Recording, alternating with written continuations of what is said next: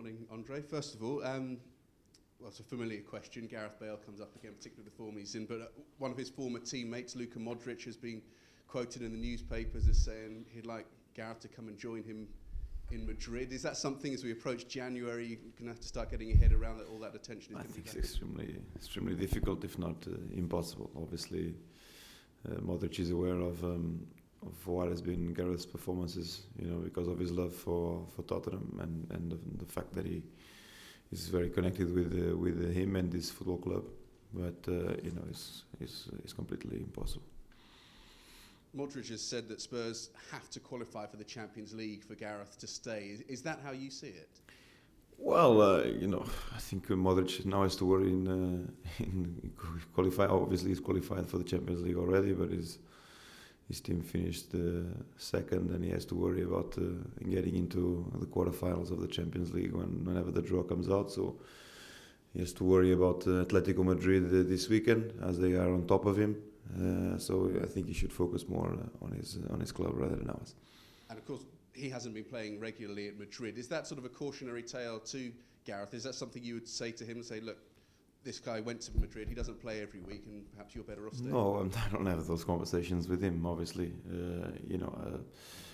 Regarding Luka, I think he has high expectations. I think Real Madrid have high expectations for him too, and I think the player that he is, obviously he'll turn it around and will manage to get into the team a little bit more.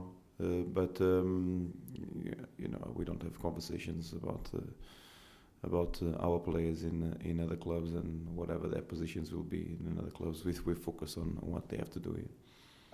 One of your players has just come back from injury. Moussa Dembele has come back. And the stats with him in the team are fantastic. I think you've won 6 out of 7, drawn the other one in the league. How important is it to keep him fit and manage that injury and give him an extended run in the team? Well, he's made an excellent recovery. Obviously took a lot of time, and it was a difficult period for him. In his absence, we have taken Tom Hiddleston to another level for a player who has been injured for so much time, and it was good to see him in the pitch with us too. Obviously, Dembele is an excellent player. He's one of the players that caught the eye recently with his performances for Tottenham. Had such a great impact since he has come on, and I think you have to agree that. He offers so much for the team that we are able to have statistics as that. Although it's not an individual game, the team also produces a lot for him, and vice versa. But we are glad to have him back during his absence. Our options are a little bit more limited, and now we have him back, and we can count on him. That injury has been a persistent one. Are you satisfied that it's sort of under control now and it's not going to trouble? Hopefully. You never know. I mean, it's something that it disturbs him. He's not 100% cured. Can come back. It was an injury that he carried on his period in Fulham. Sometimes took him 3 days to recover, so a little bit more. But we don't expect it to take him out like it did before. Another former player, Clint Dempsey, perhaps hasn't had the same sort of impact since he's been here. Would it be fair to say that? Would you say? Well, it's been difficult for Clint, but I think he has done extremely well. I mean, we can't only think about his last performances, although his best performance individually was against West Ham. But he had extremely good performances against Southampton at Old Trafford, in a position where he's getting used to play. The defenders are always on top of him. In that midfield position is a little bit more difficult, and he's getting used to it. We want him to enjoy his football, so we will continue to work with him individually to try to get the best out of him on that particular position. I think,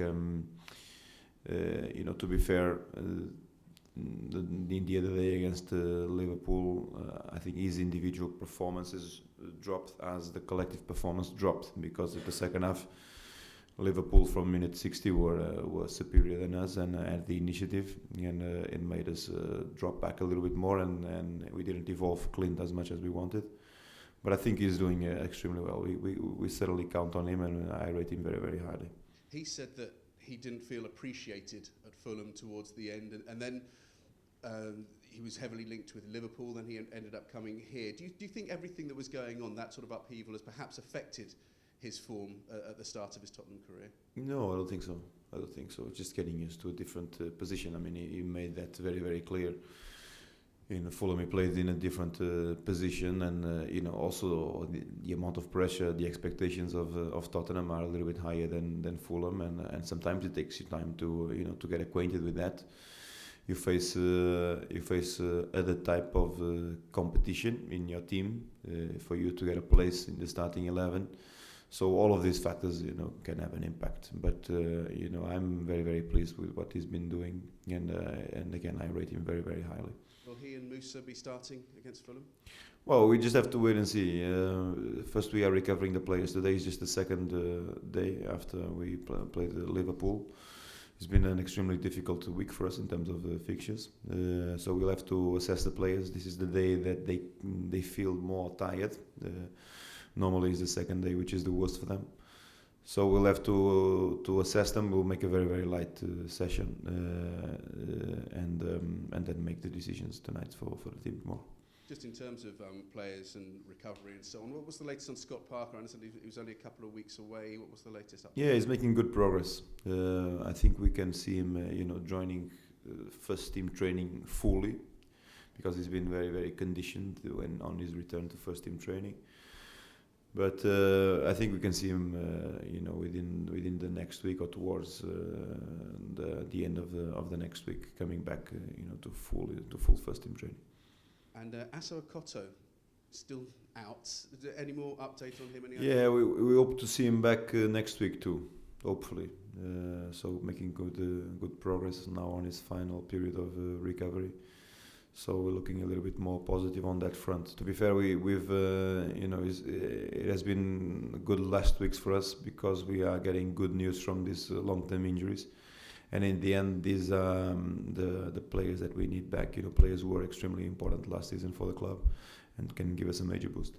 Just a couple more from me. First of all, Jermaine Defoe was on Sky Sports News yesterday. I think people start putting two and two together. They see Harry Redknapp go to QPR and they start thinking, well, Jermaine's played with him at various other clubs. Maybe he'll go there. Jermaine said he wants to stay here for the rest of his career, and he's determined he's not going to leave. Are you just as determined to make sure he doesn't leave? Yeah, I mean, he's 7 goals in the Premiership.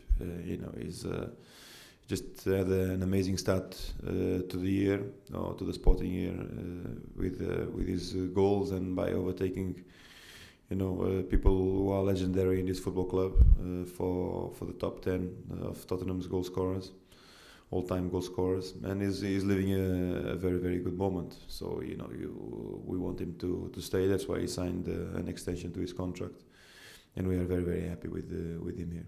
And we're asking all managers really this one, just about David Beckham playing his last game in the States, and all sorts of speculation about where he might go next. Obviously he was here a couple of years ago, and the previous manager even looked at bringing him in on loan. Is that something you'd be interested in, and do you think he can still do a job at the highest level?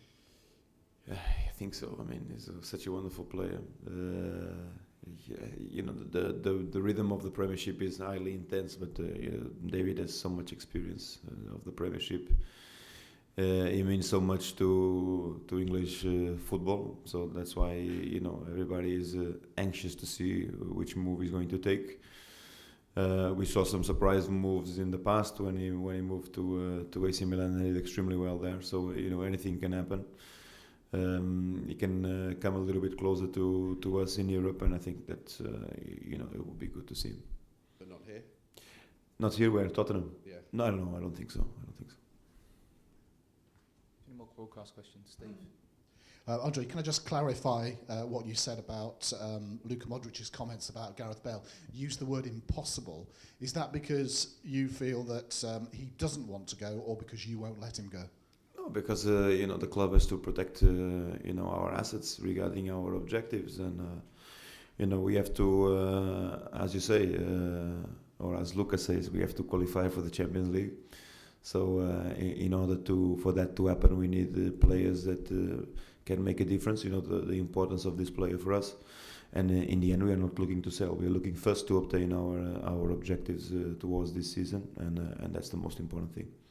And I understand the two Lazio fans who were involved in the incidents with the Spurs supporters have been banned from.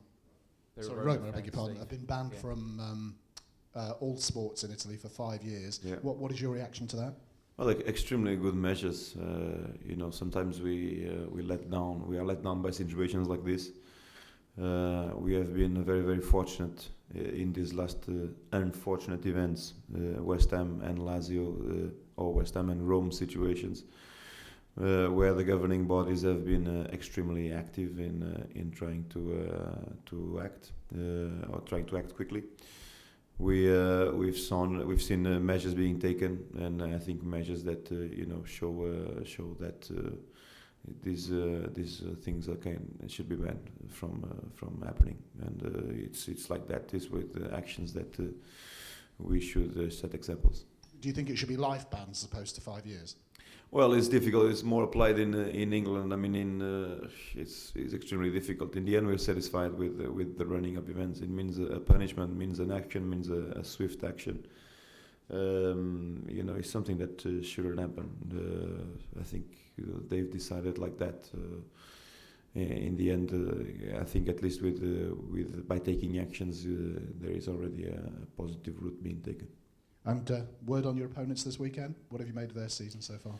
Well, they have been, extremely unlucky in the last couple of fixtures. Probably, not getting the results that they wanted. I mean, they started very, very well the season, and they are up there where they want to be. I think it was the best start for Fulham for quite some time. On this recent last 6 fixtures, if I'm not wrong, between draws and defeats, they have lost a little bit of points in the table.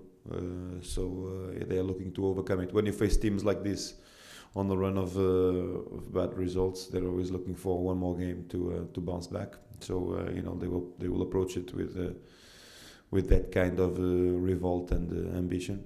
We would think that a couple of injuries have made a difference for their lack of form recently. Injuries and the sending off of Angeland, which is a very important player for them. Russell. So I think they're looking to bounce back immediately into good results. They will be a difficult game for us. See, Andre, from your side, Dembele and Dempsey facing their old club, but from the flip side, Dimitar Berbatov and Martin Jol as well. So it should be quite an exciting afternoon with all the old. Yeah, people who represent a lot for Tottenham and respectful. Martin has a culture of organising his teams very, very well, preparing well the games and playing good football. So I think it can be an entertaining game. And Berbatov, who represents a lot to this football club, an excellent footballer, making almost a second life now in Tottenham after being so much time in and out of Man United, starting 11 in this recent or in these last couple of years. So it's almost like seeing him reborn, full of motivation, full of ambition, playing extremely well, helping his colleagues, scoring a lot. So it can be an extremely difficult afternoon for us. Just want to ask you about the run of fixtures you've got coming up in the Premier League, back up to 5th now, and I think your next 8 games are all against teams either in the relegation zone or beneath you. Just talk to me, if you can, about the real sort of position you could set up if you could get on a run. It's extremely difficult because. In the Premiership, I've learned that it's not easy, but the last place teams can beat easily the first place teams, and that's the reality of this league. Is so unpredictable. I think we look we're looking into these next 3 fixtures as important because it might mean that we join the top a little bit more if we win them, but.